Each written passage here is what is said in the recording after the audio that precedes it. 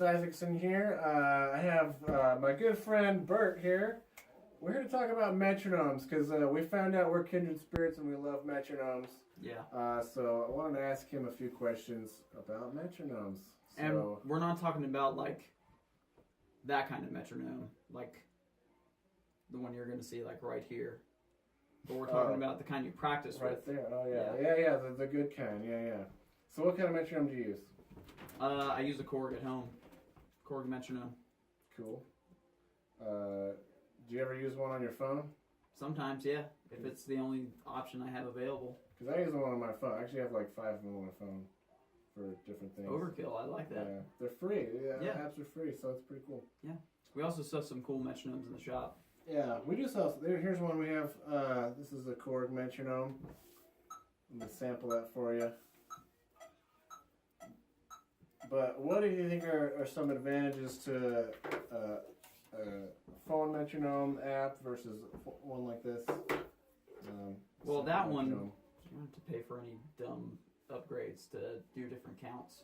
It has True. all the counts you want. No upgrades. Yeah, what else? One thing that I know a lot of people will practice while they're texting. You can't text while driving, but you can text while practicing, although it's not recommended. But you can use your phone to record yourself and still have a metronome going. So that's one advantage of having a separate metronome. There's a lot of things you can do with your phone to aid your practicing that you can't do if you're also using a metronome. Another thing is you can have the volume adjusted. Sometimes the phones can't get very loud, these can get really loud. They have a headphone jack. A lot of reasons why this would be a good metronome. Why would I need a metronome? Oh yeah. That's a great question, why person in the hallway. Why do you use a metronome?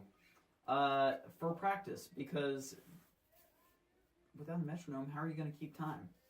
Not everybody. What if you're just naturally good at time? Why would you need a Nobody is naturally good at time.